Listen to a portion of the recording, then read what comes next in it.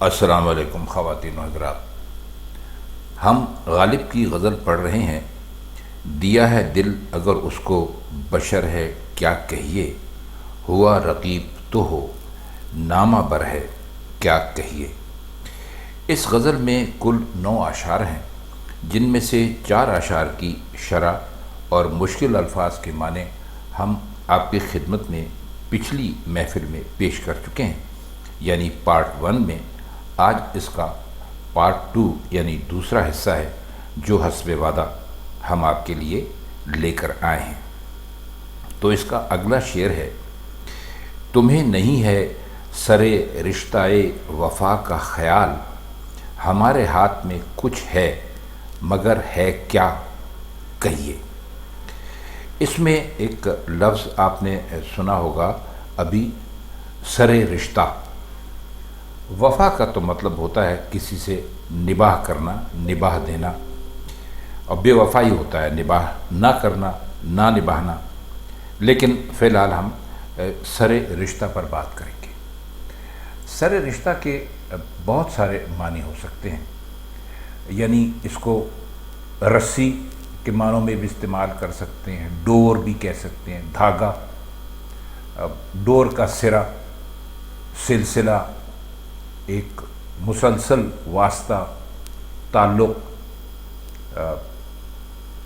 تدبیر کرنا بھی کہتے ہیں، انتظام کرنے کو بھی کہتے ہیں، یعنی بندوبست، دستور بھی کہتے ہیں، رواج بھی کہتے ہیں، اصول بھی کہتے ہیں، وغیرہ، طریقہ بھی کہتے ہیں۔ تو اس کے بہت سارے معنی ہیں، لیکن اس وقت جو مرزا غالب نے اس کا جس معنوں میں اس کو استعمال کیا ہے، وہی عشق اور محبت والا معاملہ ہے جس پہ انہوں نے اس کو استعمال کیا ہے۔ یعنی اپنے محبوب سے کہتے ہیں کہ بھائی سر رشتہ وفا کا تمہیں کوئی خیال نہیں ہے۔ لیکن اس کا مطلب کیا ہوگا؟ مطلب اس کا یہ ہے کہ اپنے محبوب سے وہی شکایت کر رہے ہیں، وہی گلہ ہے، اور کہہ رہے ہیں کہ بھائی تم نے جو ہماری طرف سے لاپرواہی اور غفلت یا تغافل کہہ لیجئے، اس کو تم نے جو رکھا ہے، اس کی وجہ سے تمہیں ذرا بھی اس سر رشتہ وفا کا خیال نہیں، یعنی تمہیں بالکل بھی اندازہ نہیں ہے کہ تم ہم سے وفا نہیں کر رہے۔ پھر کہتے ہیں کہ یہ دیکھو ہماری مٹھی میں کچھ ہے مگر کیا ہے، ذرا بتائیے تو۔ اب آپ نے دیکھا ہوگا کہ اکثر دوست ایک دوسرے سے مذاق میں یہ ضرور کہتے ہیں کہ بھائی بتاؤ میری مٹھی میں کیا ہے۔ وہ دوست کچھ بتاتا ہے، پھر وہ مٹھی کھولتے ہیں تو اگر وہی چیز نکل آتی ہے تو دوست حیران ہوتے ہیں، اور اگر اس کے مخالف کوئی چیز نکلتی ہے تو وہ ایک طرح سے مذاق کا باعث بن جاتی ہے۔ اب اس میں جو انداز بندش ہے، دیکھیے اب آپ کو ہم نے غالب کا یہاں پر اتنا زیادہ آپ کے لیے ترجمہ پیش کیا ہے، یعنی اتنی زیادہ ہم نے ان کی تحصیل آپ کو کرانے کی کوشش کی ہے، بہت زیادہ اور بہت زیادہ غزلوں سے آپ کو واقف کرایا ہے، تو آپ کو انداز بندش کا تو اب پتہ ہونا چاہیے۔ انداز بندش یہ ہوتا ہے کہ کس طرح شعر کو ایک شاعر باندھتا ہے اور اس میں کیسے ایک مضمون لے کر آتا ہے۔ ہر شعر کا ایک مضمون ہوتا ہے، تو اس میں تازگی کا مضمون تو یہ ہے کہ سر رشتہ وفا کو ایک محسوس شے فرض کر لیا ہے، یعنی وفا ایک ایسی چیز ہے کہ وہ جو دکھائی تو نہیں دیتی، آپ اس کو صرف اپنے عمل سے ثابت کر سکتے ہیں۔ اگر کوئی کہے کہ بھائی آپ مجھے وفا دکھا دیجئے، تو آپ کیسے دکھائیں گے؟ آپ نہیں دکھا سکتے اس کو۔ لیکن غالب نے ایک نئی چیز پیدا کی کہ کہتے ہیں کہ بھائی ہماری مٹھی میں کیا ہے۔ اب یہ ایک نیا پن اس میں یہ ہے کہ پوچھتے ہیں کہ پوچھ بھی رہے ہیں کہ مٹھی میں کیا ہے، اور پھر جو چیز مٹھی میں ہے اس کا نام بھی لے دیا۔ یعنی آپ ایک مرتبہ پھر اگر شعر کو پڑھیے، اگر آپ کے پاس وقت ہے اور آپ اس کو سکون اور تسلی سے یہ پروگرام سن رہے ہیں، تو آپ اس کو ایک مرتبہ پھر اس شعر کو پڑھیے کہ فرماتے ہیں تمہیں نہیں ہے سر رشتہ وفا کا خیال، اب بتا بھی دیا کہ ہماری مٹھی میں کیا ہے۔ اور یہ بھی کہا کہ ہمارے ہاتھ میں کچھ ہے مگر ہے کیا، کہیے۔ یعنی محبوب تک اپنے دل کی بات کسی بھی طور پہنچانے کی کوشش کی ہے۔ یہ تو ایک مٹھی میں بند کرنے والی بات، ایک بہانہ ہی آپ اسے سمجھیے۔ اصل میں تو محبوب کو یہ بتانے کی کوشش کر رہے ہیں کہ بھائی آپ ہماری طرف سے مسلسل غافل ہیں اور آپ ہماری طرف ذرا بھی توجہ یا دھیان نہیں دیتے۔ اس کا اگلا شعر ہے اسی غزل کا جو ہم پڑھ رہے ہیں، انہیں سوال پہ زوم جنوں ہے کیوں لڑیے، ہمیں جواب سے قطع نظر ہے کیا کہیے۔ زوم کا مطلب ہوتا ہے غرور یا فخر اپنی ذات پہ یا اپنے کسی کام پہ یا کارنامے پہ۔ قطع نظر کا مطلب ہوتا ہے کہ اس بات کو نہ بھی دیکھا جائے تب بھی اس کو اگر اس کے پر بحث نہ کی جائے تب بھی یہ بات ایسے ہی ہے۔ تو کہتے ہیں کہ محبوب سے سوال کیا جائے تو محبوب کہتے ہیں کہ لگتا ہے تم پاگل ہو گئے ہو۔ تو ہم نے ان کی اس بات کا جواب نہ دینے کا فیصلہ کر رکھا ہے، پھر ہم کہیں تو کیا کہیں۔ یعنی وہ آپ کو سوال کرنے پہ ظاہر ہے کہ یہ کون سا سوال کر رہے ہوں گے، محبوب سے اپنے دل کا حال کہہ رہے ہوں گے یا محبوب کو اپنے طرف مائل کرنے کے لیے کچھ بات کر رہے ہوں گے، یا محبوب سے چاہتے ہوں گے کہ محبوب بھی اظہار محبت کرتا ہوگا۔ تو کہتے ہیں کہ اب ہم نے تو اس بات کے اوپر اب کوئی فکر کرنا چھوڑ ہی دی ہے، کیونکہ جب ہم سوال کرتے ہیں تو وہ کہتے ہیں تم پاگل ہو، تو ہمیں ان سے لڑائی کرنے کی کیا ضرورت ہے۔ ہم تو بس اپنے دل کا حال ان سے کہتے ہی رہیں گے، اس کے قطع نظر کہ وہ جواب میں ہمیں کیا کہتے ہیں۔ شعر ہے، حسد سزائے کمال سخن ہے کیا کہیے، ستم بہائے متائے ہنر ہے کیا کہیے۔ حسد کا مطلب ہوتا ہے آپ جانتے ہیں کسی سے جلنا، اور کمال سخن کا مطلب ہوتا ہے کسی بھی، یہاں پر چونکہ کمال سخن انہوں نے کہا ہے تو ظاہر ہے مرزا غالب تھے، شاعر تھے، تو وہ شاعری کے حوالے سے ہی بات کر رہے ہوں گے۔ تو وہ یہ کہتے ہیں کہ بھائی کمال سخن کا مطلب یہاں پر جو ہم اور آپ لیں گے اس کا مطلب ہوتا ہے کہ کوئی آدمی سخنوری میں کمال پیدا کرے۔ اور اس میں ایک اور لفظ آیا ہے، ستم بہائے متائے ہنر۔ بہا کا مطلب ہوتا ہے قیمت،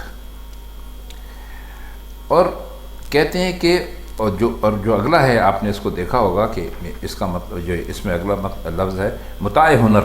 متائے ہنر کا مطلب ہوتا ہے ایک ایسی دولت آپ کے پاس جو ہنرمندی کی دولت ہو، جس کی بہت قیمت ہوتی ہے۔ تو اس شعر کو ذرا آپ تھوڑا سا مرزا غالب کے زمانے پر رکھ کر دیکھیں گے تو آپ کی سمجھ میں زیادہ بہتر طریقے سے آئے گا۔ اس کے مشکل الفاظ کے جو معنی تھے وہ تو ہم آپ کو بتا چکے، اب آئیے ذرا اس کو کھولنے کی کوشش کرتے ہیں۔ اس کا سیدھا سادہ مطلب تو یہ ہے کہ بھائی اگر کوئی شخص سخنوری میں شاعری کی طرف ہی ان کا حوالہ ہے، کمال پیدا کرے تو اسے سزا یہ ملتی ہے کہ لوگ اس سے حسد کرنے لگتے ہیں۔ اب آپ نے دیکھا ہوگا یہ صرف شاعری میں نہیں ہے، آپ اگر کوئی بھی کام بہت اچھا کرنے لگتے ہیں تو جہاں آپ کو سراہنے والے ہوتے ہیں، آپ کو پسند کرنے والے ہوتے ہیں، وہیں پر کچھ ایک طبقہ لوگوں کا ایک گروہ ایسا بھی پیدا ہو جاتا ہے جو آپ سے حسد کرنے لگتا ہے۔ یعنی آپ کے اچھے کام کو سراہنے کے ساتھ ساتھ آپ کو اس کے لیے بھی تیار رہنا چاہیے کہ حاسد بھی اس کے لیے پیدا ہو جائیں گے۔ تو کہتے یہ ہیں کہ بھائی کوئی ایسا بہت بڑا شاعر نہیں ہے جس سے لوگوں نے حسد نہ کیا ہو۔ تو کہتے ہیں اسی طرح جس شخص کے پاس یہ ہنرمندی کی بیش بہا کی چیز موجود ہے، ہنرمندی سے مراد ان کی شعر کہنے کا ہنر ہے، تو کہتے ہیں اسے قیمت یہ ملتی ہے کہ اس پر ظلم توڑے جاتے ہیں۔ یعنی آپ نے دیکھا ہوگا نا اس میں جو ستم کا لفظ استعمال کیا ہے وہ انہوں نے اسی لیے استعمال کیا ہے۔ تو کہتے ہیں اب اس شعر میں مرزا نے زمانے کی تنگ نظری اور اپنی قدر نہ پہچاننا، ان کو ایسا نہ سمجھنا کہ بہت بڑے شاعر ہیں، اس کا سارا تذکرہ کیا، اور اس کی ایک طرح سے انہوں نے ایک تصویر کھینچ کے رکھ دی ہے۔ جو لوگ غالب کو محبت کرتے ہیں، غالب سے، جو غالب کو پڑھتے رہتے ہیں، جنہیں غالب میں دلچسپی ہے، وہ مرزا غالب کی زندگی سے بہت اچھی طرح واقف ہوں گے۔ انہیں علم ہوگا کہ مرزا غالب کی زندگی کوئی بہت اچھی نہیں گزری تھی، لیکن اگر ہم ان کے جو مالی حالات تھے ان کو ایک طرف رکھ کر بھی دیکھیں، تب بھی مرزا غالب بہت اعلیٰ شاعر تھے، لیکن ساتھ ساتھ مرزا غالب کو ناپسند کرنے والے لوگ بھی ان کے زمانے میں موجود نہیں تھے، اور آج بھی ایسا انہوں نے کیا ہے۔ ابھی ہم نے کل ہی اپنے فیس بک کے جو ہماری وال ہے اس پر ہم نے اس سلسلے میں لکھا ہے، کیونکہ ایک صاحب مرزا غالب پر کوئی شعر فارسی کا چوری کرنے کا الزام لگا رہے تھے، تو وہ ہم نے ان کو جواب دیا۔ لیکن بہرحال اس وقت موضوع وہ فیس بک کا صفحہ نہیں ہے، بلکہ بات یہ ہے کہ مرزا غالب نے جو زمانے کی تنگ نظری دیکھی اور لوگوں کا اپنے آپ سے جلنا اور حسد کرنا دیکھا، اس کے بارے میں یہ شعر انہوں نے کہا ہے۔ ایک طرح سے گلہ ہے، شکوہ ہے۔ خواتین حضرات، اب اس غزل کا آخری شعر ہے جو ہم آپ کی خدمت میں پیش کر رہے ہیں۔ کہا ہے کس نے کہ غالب برا نہیں، لیکن سوائے اس کے کہ آشفتہ سر ہے، کیا کہیے۔ دیکھیے، اس کے پہلے مصرے میں تو کوئی مشکل لفظ ہے نہیں کہ جس کے ہم معنی کر سکیں۔ اب جہاں تک لفظ آیا ہے آشفتہ سر، اگر آپ ہمارے یہ پروگرام غور سے سنتے رہیں اور اگر آپ ان سے کچھ سیکھتے بھی رہے ہیں، تو آپ کے لیے آشفتہ سر کچھ مشکل نہیں ہونا چاہیے۔ لیکن بہرحال پھر بھی ہم آپ کو بتا دیتے ہیں، آشفتہ سر کہتے ہیں دیوانے کو، پاگل کو، سودائی کو۔ بس یہی ایک تہذیب کے دائرے میں یہی مطلب یا معنی کیے جا سکتے ہیں۔ تو غالب پہلا مصرع ہم نے آپ کی خدمت میں عرض کیا کہ اس میں کچھ مشکل نہیں ہے۔ تو وہ سوال کر رہے ہیں خود سے یا کسی سے بھی کہ یہ کس نے کہا کہ غالب برا نہیں ہے۔ کہتے ہیں کہ جیسے ہر ایک انسان ہوتا ہے، اس کے اندر اچھائیاں برائیاں ہوتی ہیں، لیکن مجھ میں چلیے مان لیجئے کہ کوئی اچھائی نہیں ہے، ساری برائیاں ہیں، میں برا ہوں۔ کہتے ہیں یہ بھی ضرور کہیں کہ بھائی نہ صرف برا ہوں بلکہ بہت برا ہوں۔ لیکن پھر سوال کرتے ہیں کہ آپ یہ بھی تو سوچئے کہ ایک دیوانے کے سوا مجھے اب کیا کہہ سکتے ہیں۔ اور ظاہر ہے کہ جب آدمی دیوانہ ہو جاتا ہے تو وہ اچھا کام کرے یا برا کام کرے، اس کا کوئی فیصلہ کرنا کہ بھئی اس نے بہت برا کام کیا ہے، ظاہر ہے اس کے پاس عقل و دانش تو ہے نہیں، اس کو شعور تو ہے نہیں، وہ تو پاگل ہے، دیوانہ ہے۔ تو وہ اگر کسی کو سر میں پتھر مار کے سر پھاڑ دے یا کسی کو گلے سے لگا کر پیار کر لے تو وہ کچھ بھی کر سکتا ہے، اس لیے کہ اس کا اپنے اوپر اختیار نہیں ہے، اس کا دماغ درست طریقے سے کام نہیں کر رہا ہے۔